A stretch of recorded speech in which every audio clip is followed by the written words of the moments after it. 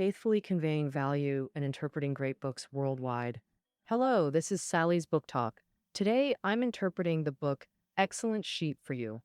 The single quotation mark, excellent sheep, mentioned in the title, refers to students who graduate from world-renowned universities like Harvard and Yale. These prestigious universities have become synonymous with excellence today. If a child is fortunate enough to enter these ivory towers, then, in the eyes of outsiders, he obviously has an unlimited future. However, the author of this book, William Deresiewicz, a literary critic and professor at Yale University, expresses an excellent sheep, the view that these chosen ones, in the eyes of outsiders, often lack independent personalities. They cannot understand themselves, nor find goals to strive for, and are confused about their life's direction. They are excellent, but lack a spirit of reflection, like a flock of sheep moving in the direction people expect. The author of this book, William Deresiewicz, graduated from Columbia University, served as an English professor at Yale University for nearly a decade, and was a graduate advisor at his alma mater, Columbia University, for 5 years. It can be said that when it comes to elite education, probably no one has more authority than him. After years in education, he feels that the current elite education system focuses too much on pragmatism, nearly helping students find good jobs and live affluent lives, while neglecting the cultivation of students' minds, let alone guiding them to experience youth and explore the meaning of life. Therefore, it is necessary to deeply reflect on elite education itself and seek ways to break through the bottlenecks in education. Upon publication, this book caused a huge sensation in the global education community. Revolutionary and bold. He is not only a university professor, his profound reflections on American elite education are considered to have overturned the values of the entire American middle and upper class. The New York Times, Wall Street Journal, and The New Yorker, among others, have reported on this book multiple times. The book Excellent Sheep revolves around the topic of American elite education. He mainly explores several questions. First, why do elite students from top universities become excellent sheep? Second, what kind of talents should university education cultivate? Third, how can schools and society change the current state of elite education? All right, let's first look at what the current state of American elite education is. Why do the elites in these schools become excellent sheep? Here, it should be clarified that the author primarily discusses the current state of elite education in the American Ivy League, which is an alliance of 8 world-class universities in the northeastern U.S., including familiar ones like Harvard, Yale, and Columbia. The students here are considered the cream of the crop, elites among elites. However, the author also points out that the issues in elite education have a certain universality. They are not limited to the Ivy League. It's a global phenomenon, not exclusive to the US. Next, let's look at what problems elite education actually has. Why do the elites in these schools become excellent sheep? First, the elites in these universities are filled with negative emotions, and their mental state is very fragile.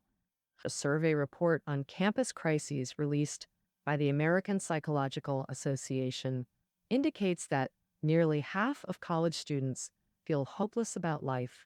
Nearly 1/3 of students admit that in the past year, excessive low mood has affected their normal lives. Some might find it strange. These are supposed to be the chosen ones, academically successful, with worry-free futures. How can their psychological issues be so severe? Because these elites are accustomed to devoting all their energy to pursuing academic and career success to the point of neglecting or even sacrificing their mental health, friendships, and love. These children are taught from a young age not to lose. Getting A grades and being the best at everything is their standard requirement for themselves. A Yale student said, "At Yale, I simply have no time to build real relationships because they have no time to spare for romance, nor do they have time to care for their mental health. Mm, mm, mm.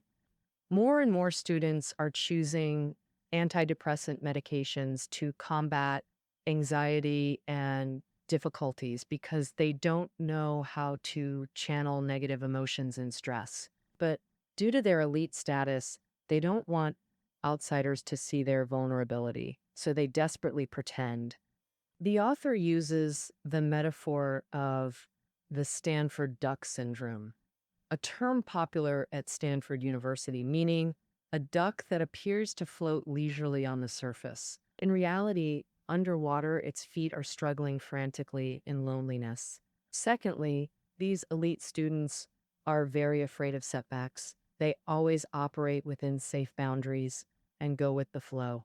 A Yale student once told the author that their career choices are driven by herd mentality, choosing the safest path to ensure success. For these students constantly seek security.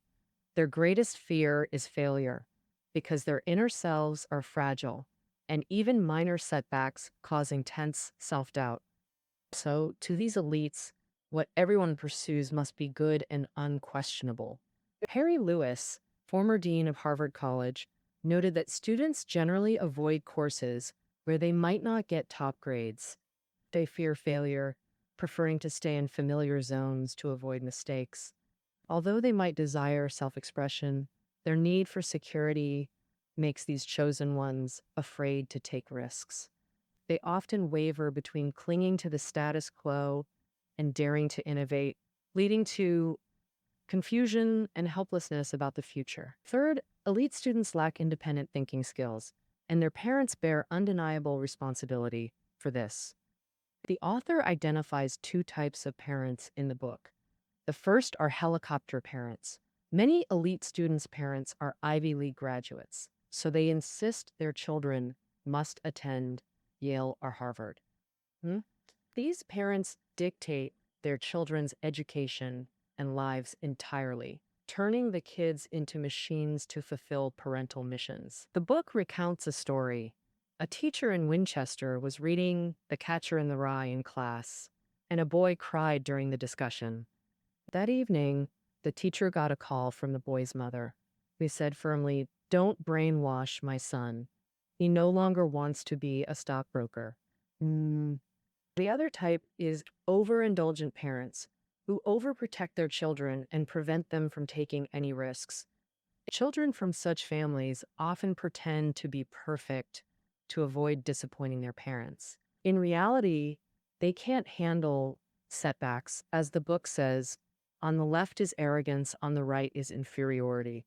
These students' psychological state is severely imbalanced. The author found that under these parenting styles, children become either overly dependent or afraid to disobey, gradually losing independent thought and personality.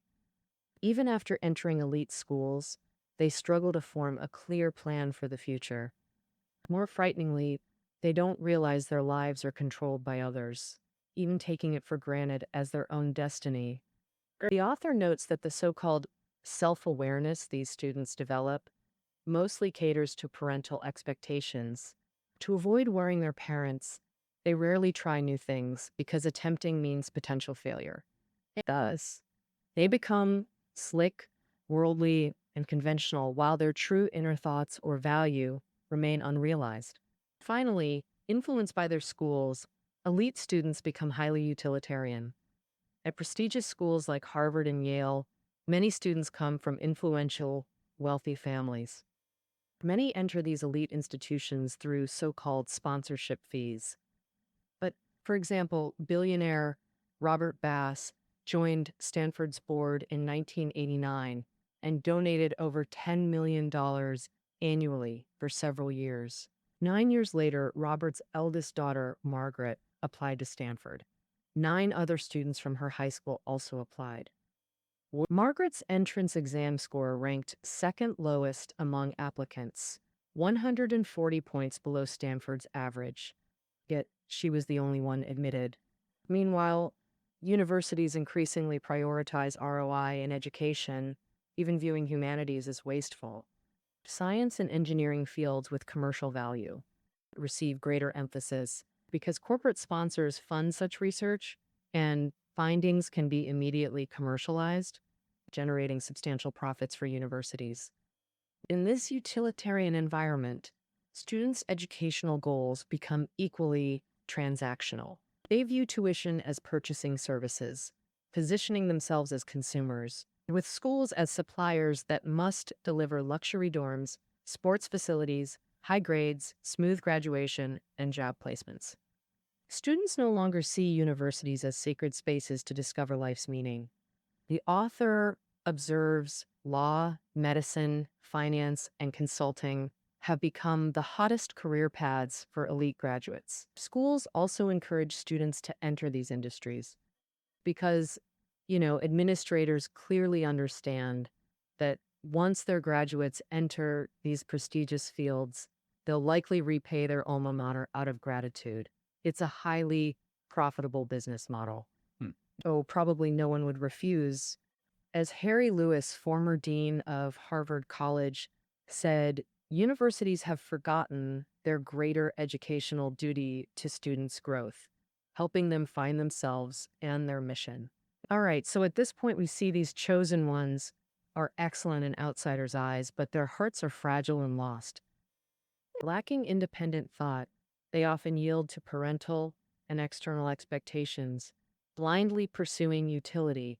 They're like a flock of sheep moving toward what people expect, becoming excellent sheep. Actually, students have long questioned elite education. They don't want to be that excellent sheep. They hope universities truly care about their growth and help them find life's meaning.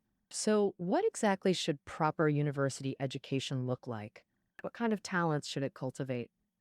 30 years ago, 74% of students believed exploring life's meaning was important during university. And today, that number has dropped to 47%. Related to this change is that many young people go to university just to find a good job. Therefore, among university majors, practical subjects are popular, while those not directly job-related are neglected. For example, English literature attracts only 3% of students, while business attracts 21%. Is university's purpose merely for utility and job hunting? The answer, of course, is no. The author points out that university's primary duty isn't just giving vocational skills, but teaching students to think, transforming them from naive teens into adults with independent souls. This independent thinking is critical thinking, focusing on everyday common sense and authorities in various fields. The author's university mentor, Carl, once told him that professors should make students reflect on deep-rooted beliefs, question seemingly settled matters, and constantly propose new viewpoints. Even if many of these views are wrong, it's okay, because thinking is what matters most. Former president of the Chinese University of Hong Kong, Cao Kun, also proposed similar views. He said that the purpose of school education is to cultivate young people who dare to challenge authority and think independently, who oppose everything. That's what a student should be. University campuses are relatively closed environments, detached from society. Students can temporarily escape family constraints and career anxieties, observing and thinking about the world from a non-utilitarian, objective perspective. Moreover, universities provide peers of comparable intellect to interact with day and night, both inside and outside class. They can question and debate each other anytime. And there's no better place than school for fostering critical thinking. The second task of universities is to help students examine themselves and create their own lives. Former Harvard president James B. Conant famously said, "Education is what survives when what has been learned has been forgotten." What does this part refer to? It refers to the self itself creating one's own life, This is a process that runs through every stage of life, and university is the best opportunity and beginning. Creating one's own life has a prerequisite, understanding where one's self-worth lies. This self-worth is not achieved through methods like getting A grades or becoming a famous CEO. In the author's view, these are very narrow ways of judging life success. The essence of self-worth lies in discovering one's unique meaning in life and finding one's true life ideal. However, in today's utilitarian society, emphasizing life ideals and meaning is often seen as self-indulgence. The author once received a letter from a Harvard graduate who told him he had no interest in becoming a judge or politician. He simply enjoyed working at an independent bookstore, but his father saw this as extreme caprice and unreasonableness. In his view, the theory of pursuing self-service to society is just an excuse for selfishness and laziness. We worked so hard to raise you all these years, and you end up wasting away in some shabby bookstore. The author refutes this notion of dismissing dreams as caprice. He retorted, is spending a lifetime writing copy for Coca-Cola considered normal, while dedicating a lifetime to poetry gets criticized as capricious? What logic is that? People shouldn't always focus on fame and profit. They must find their life ideals. This phrase might sound like motivational fluff, but it's genuinely essential nourishment for every young soul. The key to distinguishing ideals from caprice is that life ideals emerge after thorough self-examination and evaluating one's relationship with the world. It combines personal passion with meaningful impact, creating proud contributions to the world that foster inner harmony and self-consistency. The book recounts this story. Margaret, a Columbia graduate, smoothly joined an agricultural research institute after graduation. She performed quite well, quickly earning promotion and salary increase opportunities. But she knew this wasn't what she wanted. Her true dream was to travel the world, discovering unknown creatures, yet her elite status, imposed by society and school, forced compromise. After self-reflection, she finally realized what life she truly wanted. Ultimately, she decided to pursue her dream in South America, engaging in biological research. This example clearly shows true ideals aren't mere willfulness, but thoughtfully choosing one's desired life path. As writer George Orwell said, between 17 and 25, I tried to abandon writing, but this tormented me. It violated my nature. So at 30, Orwell began writing. After keen societal observation and critical thought, he produced classics like Animal Farm in 1984. Beyond self-worth recognition, universities should teach students three things when creating their lives. First, overcome fear of failure. Elite lives are enviable indeed, but wouldn't a predictable life feel dull? Rejecting uncertainty also rejects life's joy and meaning. Harvard president Drew Faust once recommended the book Mistakes to freshmen. This book argues that mistakes are the foundation of wisdom, while success is actually a sign of fragility. Because many people, in pursuing stable happiness, abandon opportunities to try new things, losing potential for greater achievements. So the author believes young people should always forge ahead courageously. Just as Nietzsche said, what doesn't kill you makes you stronger. Second, abandon obsessive pursuit of money and status. The author believes money and status aren't wrong. What's wrong is our obsession with them, thinking only fame and profit can demonstrate life's value. George Orwell, who wrote Animal Farm. Although he knew his literary talent from childhood, he got lost chasing fame as an adult before, fortunately, returning to writing. And through this journey, he gained clearer understanding of what he truly wanted. Third, break free from constraints of one's family of origin. Why say this? Because these obedient treasures raised in greenhouses follow parental orders since childhood. What to study, who to befriend, career choices, even marriage partners. For such students, the author suggests minimizing communication with parents and politely refusing their excessive interference in personal lives, which is a wise choice. Stanford professor Terry Castle states in her paper, How to Break Up with Your Parents, to live a meaningful adult life, one must become an orphan, recognizing self-worth, finding life ideals, overcoming fear of failure, abandoning obsession with fame or wealth, and breaking family constraints to create your own life. All right, next let's examine university's third task, cultivating students' social responsibility. Currently, when people discuss social responsibility, it's often linked with leadership. Leadership literally means leading ability. It should connect with selfless courage, honor, approachability, etc. But the leadership promoted in American elite education often means becoming financial tycoons or political stars. Such success simply means entering high society, which must be called a failure of university education. So the author believes schools should cultivate socially responsible students, emphasizing thinkers' qualities over mere leadership traits, because thinkers dare to question authority rather than submit to it. Thinkers dare to confront societal ills and can lead the public to create better living environments. The author notes that independence, objectivity, dissent, and meaning are America's national DNA. Universities should amplify these to create truly thinking, questioning individuals capable of practicing social responsibility to serve and change society. All right, that concludes our second point.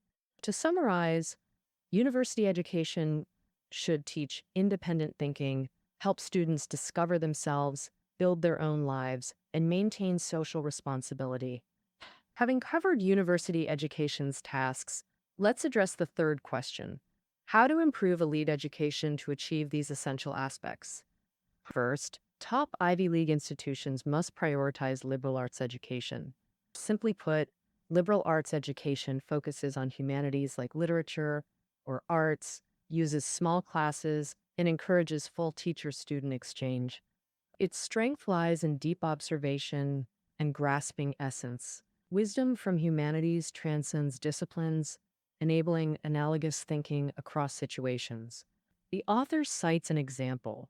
A psychiatrist treating chronic depression skipped meds or therapy, instead having the patient read British writer D.H. Lawrence. Soon after, the patient returned, clutching Lawrence's book, grasped the psychiatrist's hands excitedly, saying, "Isn't this written about me?"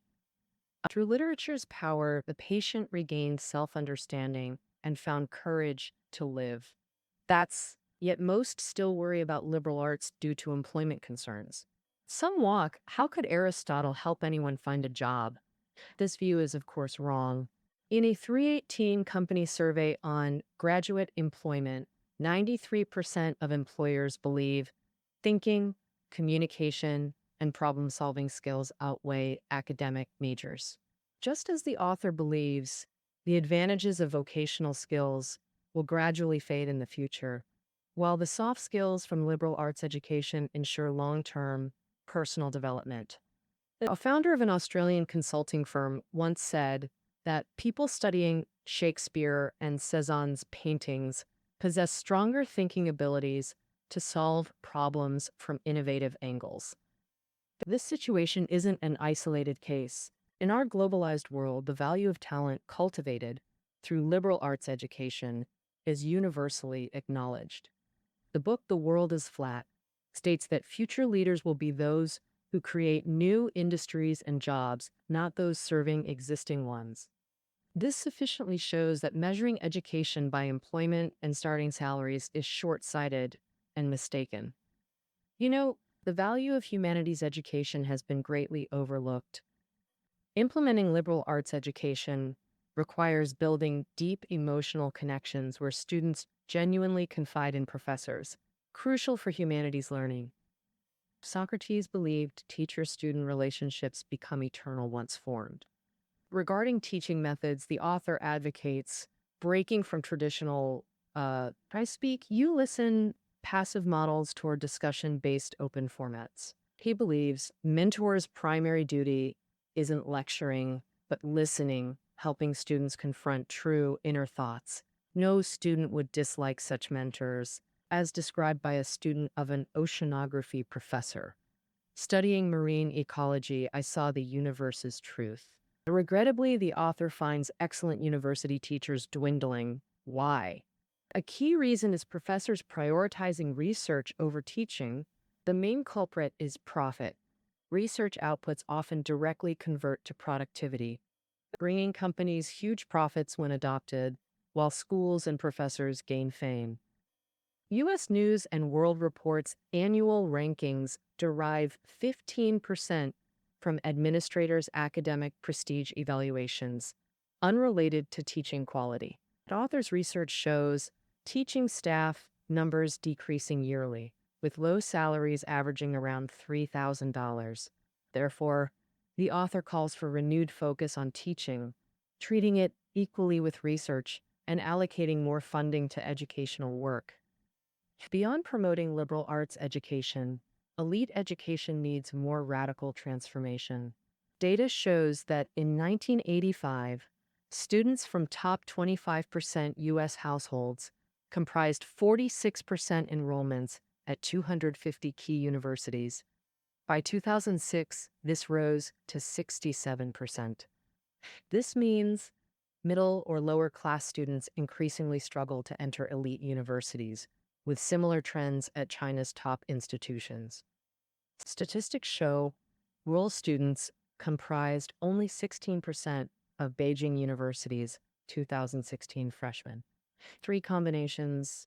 Urban-rural analysis reveals city students are dozens of times more likely to enter Peking or Tsinghua than rural youth. These elite universities have become detached circles of privilege.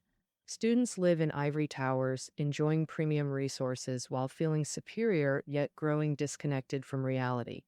Thus, the author believes elite education itself needs radical reform. First, reform admissions. Stop limiting elite universities to privileged families. Favor middle or lower classes. For example, prioritize evaluating volunteer work by low-income high schoolers during admissions. This holds more meaning than affluent students flaunting extracurricular lists on resumes. Second, and more crucially, achieve equitable distribution of educational resources. Visionary and equitable.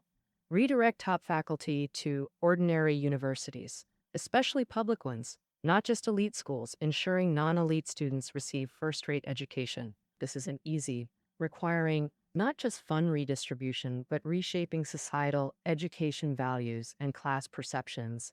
All right, excellent sheet. That concludes our interpretation. Reading notes are below the audio. See you tomorrow.